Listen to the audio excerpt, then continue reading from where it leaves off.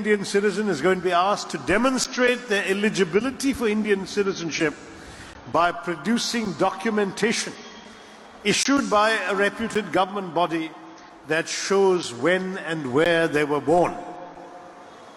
Well, in Kerala, most of you won't have a problem. But in the rest of the country, many parts of India, till quite recently, birth certificates were not that common. Particularly poor Indians, rural Indians, slum dwellers, minorities, marginalized people do not have the documentation to show that they were born in India on such and such a date.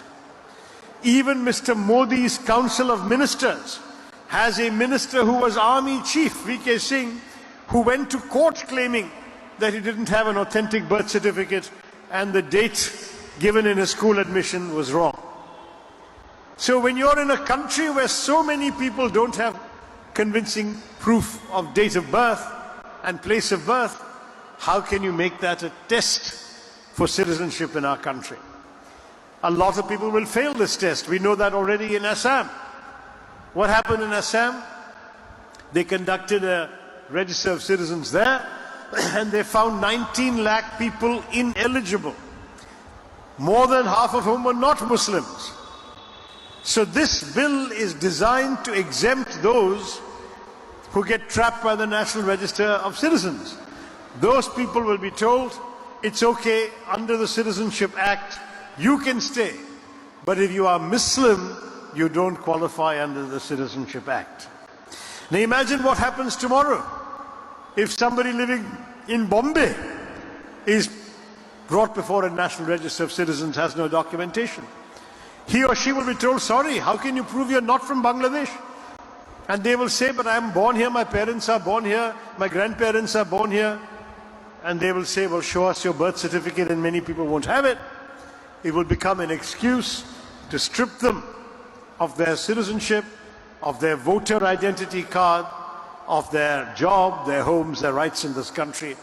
And the BJP government has already begun building internment camps to house all these people, because they cannot be deported since no neighboring country wants to accept them, but they will be essentially stripped of all the meaningful rights that they are entitled to enjoy as citizens of India.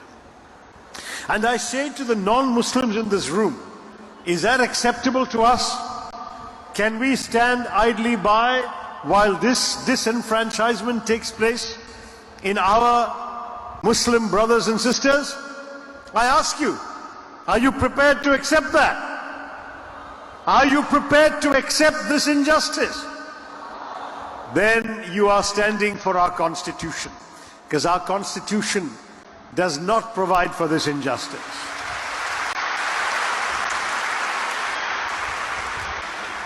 Our Constitution respects everyone equally. How somebody turns to worship their idea of the divine is their business.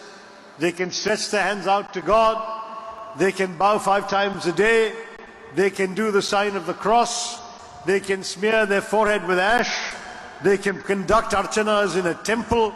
That is entirely their business and not the business of the state. And that is the core principle of the Constitution that is under threat today.